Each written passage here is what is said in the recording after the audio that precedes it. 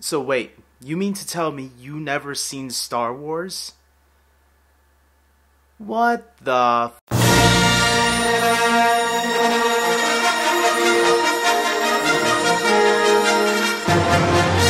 Hey everybody, this is David, and today I'm going to be talking about this how to watch Star Wars. That's right, the entire Star Wars franchise. Now, I am going to try to stick mostly to the films, but I will talk about some of the TV shows and direct-to-video movies and all that stuff.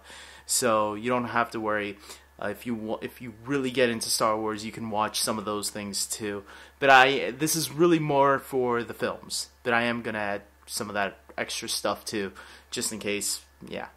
So let us begin. How should you guys, for those of you that have never seen Star Wars before, how should you start watching Star Wars? Which movie do you want to start with? That's why I am making this video, so you guys can prepare for Star Wars Episode 7, The Force Awakens.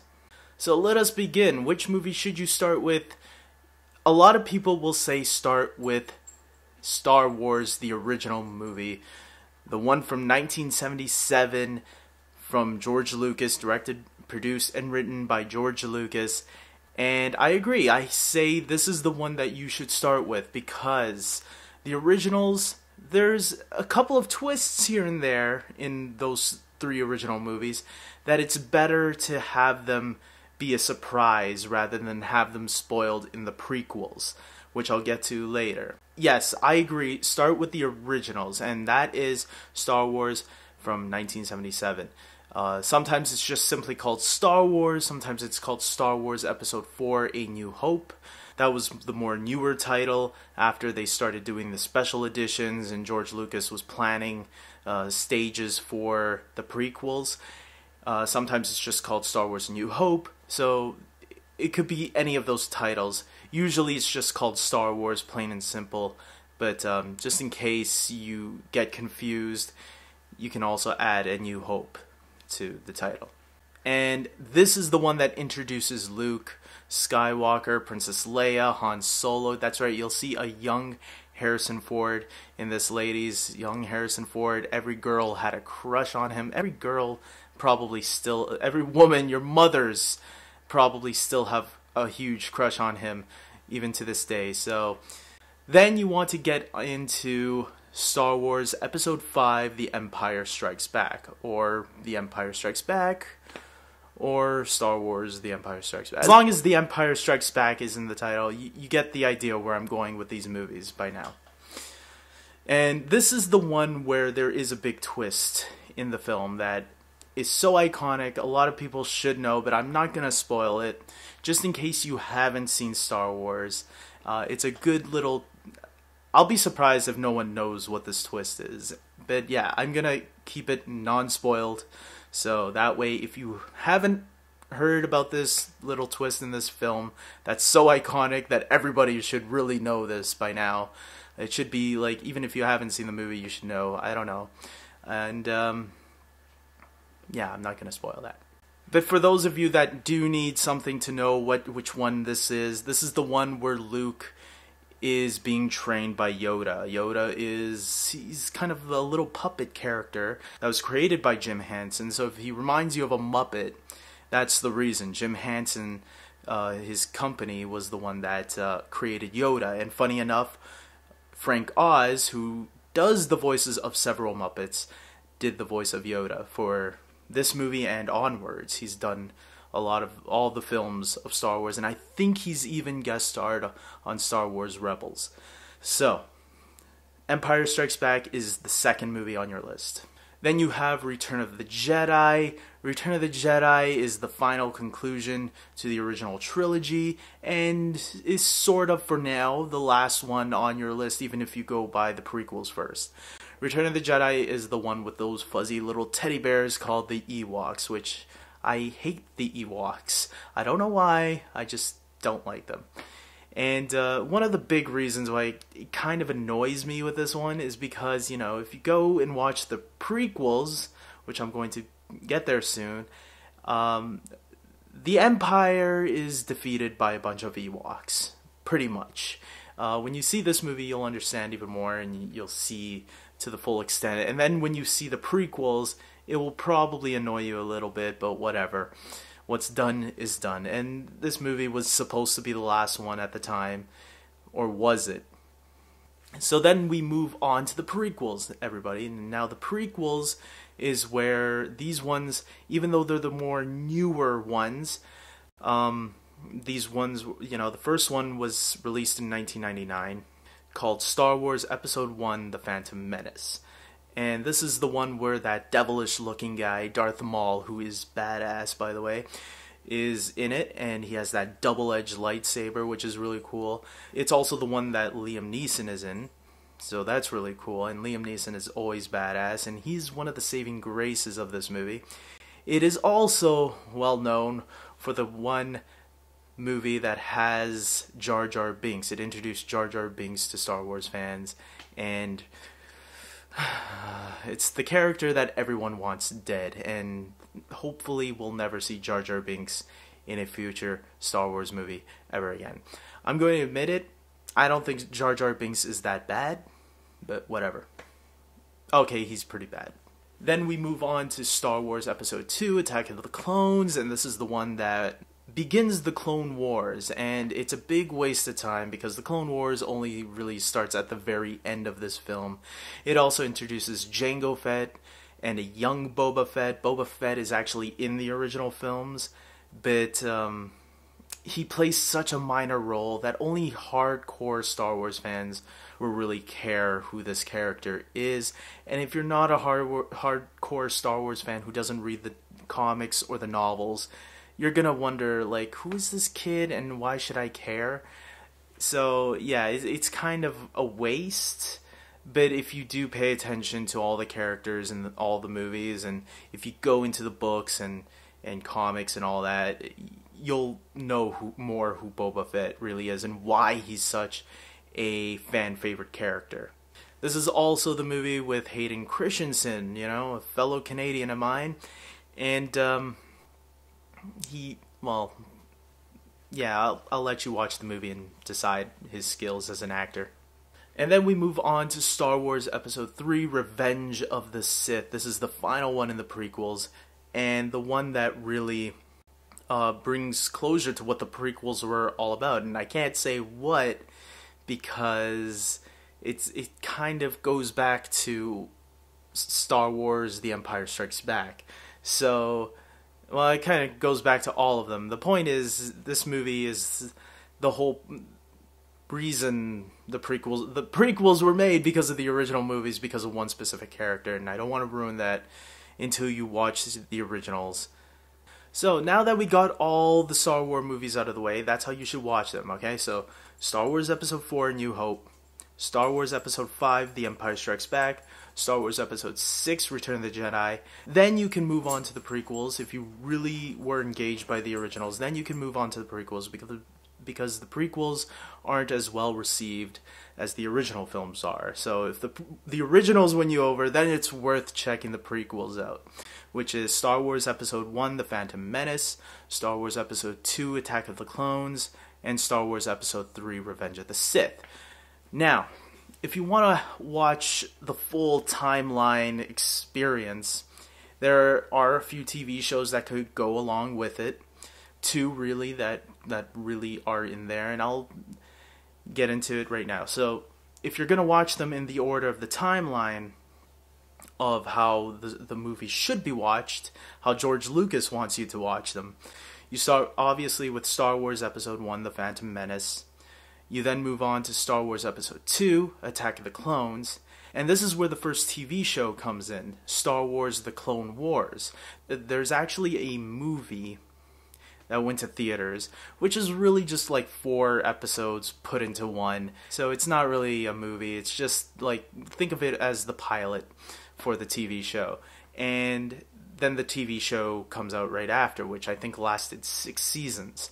And The show, brings back some favorite characters, such as Darth Maul. Darth Maul returns in the Clone Wars. I haven't made it to that season yet, so I don't know how he comes back, but I know he does. I also know that Liam Neeson guest starred on, I believe, 2 episodes of the Clone Wars. So that's really cool to check out. If you're, a fan of everything that's happened in the prequels, you might want to check. And I hear the Clone Wars animated cartoon is actually better than the prequel films. So check that out if you want. You might have a good time with it.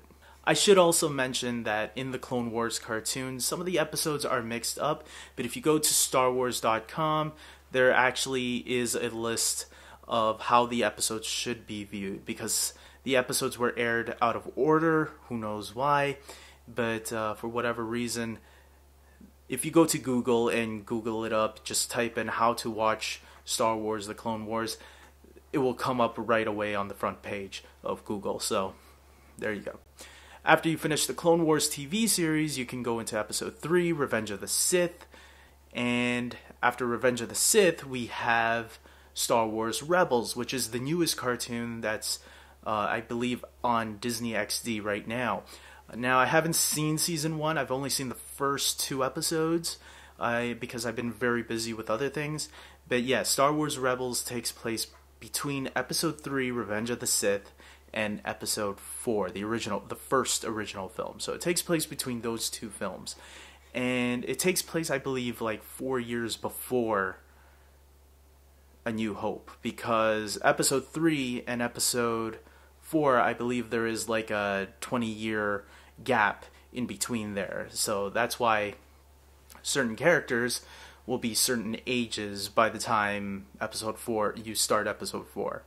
And you will see some characters that are familiar in the original trilogy, such as Lando, played by Billy D. Williams, Yoda, as I mentioned before, and he's once again voiced by Frank Oz in this episode, as well as in Season 2, we are going to get Darth Vader. So there's a lot of really cool things, and I'm hearing really good things about Rebels Season 2, so that's why I'm trying to catch up with Clone Wars right now, so then I can see Rebels, because I hear some characters in Clone Wars also appear in Rebels now, so I'm very excited about that. So after you watch Star Wars Rebels, or while you're watching it with the show, or while you're watching it with the movies, because it's still currently airing, you can move on to Episode 4, A New Hope, the original Star Wars movie. Then you move on to The Empire Strikes Back, and then you can go into Return of the Jedi. And if you want, I don't know if these movies are in continuity anymore, I doubt it, you can watch, there's 2 Ewok TV films that aired back in the 80s, one in 1984 and one in 1985. But they are so bad, I guarantee you will want to skip those. But just in case. Now, some of you are probably wondering, what about the Star Wars Christmas special? Yes, there was a Star Wars Christmas special, but I hear that's the worst thing that came out of Star Wars. So much, it was so bad that even George Lucas, hates it and dismisses it as part of canon. So you don't have to worry about the Star Wars Christmas special. It's trash. Stay away from it. So there is one more way you can watch these films, and this last way is something that I learned about recently, called the Machete Order. Now, what is the Machete Order? I had to look it up, and this is what I learned. Basically, the Machete Order is the prequels are served more as a flashback. Again, I'm going to try not to spoil this, but this is going to be really tricky. First, you want to watch Star Wars Episode 4, A New Hope. Then you want to move on to Star Wars The Empire Strikes Back, Episode 5, The Empire Strikes Back. Because of something big that happens in that one, you want to go and watch Star Wars Episode 2, Attack of the Clones. And then you want to go into Star Wars Episode 3, Revenge of the Sith. And then after you watch those 2, you go and watch Star Wars Episode 6, Return of the Jedi, the actual final film. Now, you're probably wondering, wait, David, you missed out on Star Wars Episode 1, The Phantom Menace. you can add the Phantom Menace after Empire Strikes Back, but a lot of people say to skip Phantom Menace because really the prequels should have really started with episode 2. That's what a lot of fans say. That's where things really start happening that are important to the Star Wars saga. So, there you go. And you will also have Star Wars The Force Awakens coming out later this year that will take place, I believe, 20 years or 30 years after Return of the Jedi. So that's the one that's coming out this Christmas. And now I just gave you plenty of ways to watch the Star Wars saga and get ready for the newest one that is coming out this year. That's getting fans geared up because it looks like it's going to capture the spirit of the original films. And I'm going to admit it, that's why I'm kind of excited. Even though I like the prequels, I can see the problems with them that a lot of people have. I will defend Revenge of the Sith a lot more than the other two because Revenge of the Sith to me is, I definitely put it up there with Empire. I know a lot of people think I'm crazy when I say that, but I love Revenge of the Sith. I think it is, out of all the prequels, it is the best one. I think it's the one where George Lucas actually put the most effort into because I think he was a little bit tired of hearing all the negative criticism from the other two. And so with that being said, guys, there's also a Star Wars anthology movie coming out. And this anthology series, they will be coming out every year between the main saga episodes. Like Star Wars Episode 7 is coming out this year. They're going to have, I believe, 2 anthology films. And then Star Wars Episode 8, I believe, will come out in 2018. I believe that's how it's going to work. And the first anthology film, which has been announced, is going to be called Rogue One. And this movie will take place, once again, just like Rebels, Star Wars Rebels, this one will take place between Star Wars Episode 3, Revenge of the Sith, and Star Wars Episode 4, A New Hope. And apparently it is going to take place around the same time as Star Wars Rebels. And that's what's getting some fans really excited about, because does that mean we can see live-action interpretations of the Star Wars Rebels characters? I've heard some people speculate that maybe that's what could happen, and it is very possible. But with that being said, guys, those are like 3 great ways you can watch these films. So with that being said, guys, I hope I didn't mix anything up while I was talking, because sometimes I when I'm rambling on and on, I get mixed up with some words here and there. But hopefully I did a really good job and made Star Wars fans proud at this video. I'm a Star Wars fan. I can't wait for Episode 7, The Force Awakens. It looks really cool. Plus, I love J.J. Abrams as a director. I think he's directed some great stuff and produced some great stuff in the past. So I can't wait to see this movie. And that's why I wanted to do this video, to help people who haven't seen Star Wars before get ready for Episode 7, The Force Awakens, because it's something that's going to be an experience that a lot of Star Wars fans are never going to forget, just like the prequels. So until next time, guys, take care, and may the Force be with you.